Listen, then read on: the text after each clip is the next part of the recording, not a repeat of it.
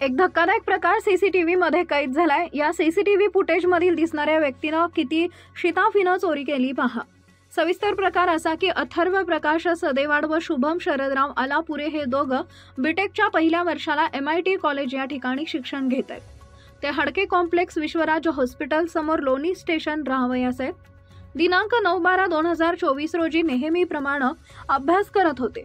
10/12/2024 रोजी पहाटे 1 वाजायच्या सुमारास ते झोपी गेले।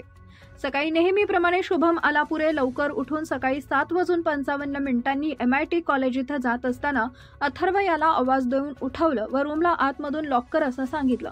पण अथर्व हा झोपेत असल्यानं तो ठीक आहे असं बोलून झोपी गेला। शुभम हा बाईकवरती बसून MIT कॉलेजला निघून गेला। तो जसा बिल्डिंग मधून बाहेर पडला तसाच ताबडतोब एक इसम त्यांच्या बिल्डिंग मध्ये घुसला व त्याने इकडं तिकडं पाहिलं आणि शुभम व अथर्व यांच्या रूम मध्ये शिरला। त्यानं 2 लॅपटॉप, 1 मोबाईल, 2,500 रुपये रोख रक्कम लंपास केला।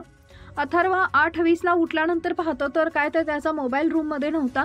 त्यानं रूम मध्ये सर्वत्र पाहिले असता रूम मधील लॅपटॉप व मोबाईल नाही असं समजताच त्यानं वॉचमन मावशी यांच्या मोबाईलवरून शुभम याला कॉल केला।